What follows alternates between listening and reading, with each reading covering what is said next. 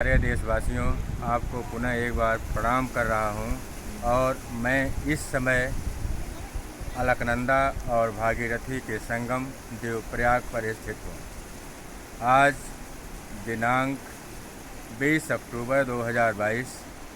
अभी मैं पवित्रतम देवभूमि, सनातन धर्मियों की सबसे पवित्र तीर्थस्थली बद्रीनाथ धाम से वापस यात्रा से लौट रहा हूँ।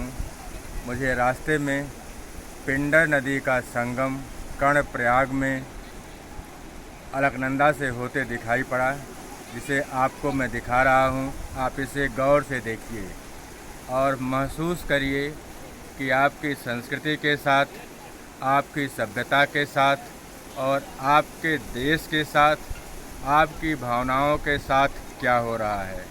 यह निर्णय लेना अब भारतवासियों का कर्तव्य बन गया है। जो अलकनंदा आपको मेरे बाएं तरफ दिख रही है कि बिल्कुल स्वच्छ, निर्मल और कलकल का नाद करती हुई बद्री आश्रम में प्रवाहित हो रही हैं, उसके आगे उनका धवल स्वरूप और बद्रीनाथ में उनका धवल स्वरूप देखा जा सकता है। आप देख सकते हैं, लेकिन विकास की चपेट में आते ही पिंडर नदी जो हिमानी ग्लेशियर से निकल रही हैं और उनके अंदर विकास कार्य हो रहा है, उन पहाड़ों के अंदर जो विकास कार्य हो रहा है, उस विकास का प्रतिबिंब आपको पिंडर नदी में आप देख सकते हैं, आपके सामने है। और उसका संगम जब कर्णप्रयाग में अलकनंदा से हो रहा है तो आप देख रहे हैं कि कर्णप्रयाग से लेकर के देवप्रयाग तक किस तरह से नदी उस प्रदूषण को, उस मिट्टी को धो रही है, जो यह गवाही दे रही है कि उसके ऊपर कितना बड़ा बोझ लादा जा रहा है और वह यहाँ के प्रदूषण को ढो रही है। और स्मरण रखिए, हम किस न्याय की बात करें, किसकी गवाही प्रस्तुत करें। जब भारतीय दर्शन के अनुसार जब कारण और कार्य दोनों गवाही देने लगें, तो इसका निर्णय सिर्फ और सिर्फ नारायण की अदालत में ही हो सकता है। यह नदियाँ हमारे लिए दौड़ी हैं जीवन देने के लिए, जिनके लिए पहाड़ों ने रास्ता दिया, जिसके लिए शिवालिक ने अपनी दोनों बाहें फैलाकर इन्हें आने के लिए स्थान दिया और स्वागत के साथ इन्हें आगे भेज रहा है गंगा सागर तक, जहां नारायण का क्षीर सागर में निवास है।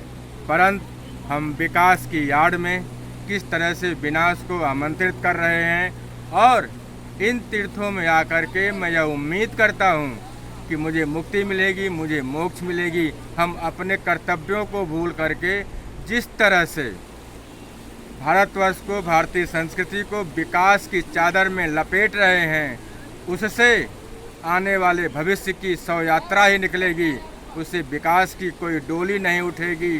जो अलकनंदा, गंगा, भागीरथी, मंदाकिनी, ये सब उसी गंगा की धाराएं हैं जो विभिन्न रूपों में मिल करके इस देवप्रयाग में एकत्र होकर के और पूर्ण गंगा बनकर दौड़ती हैं, हमें आपको तृप्त करने के लिए, हमें आपको मोक्ष देने के लिए।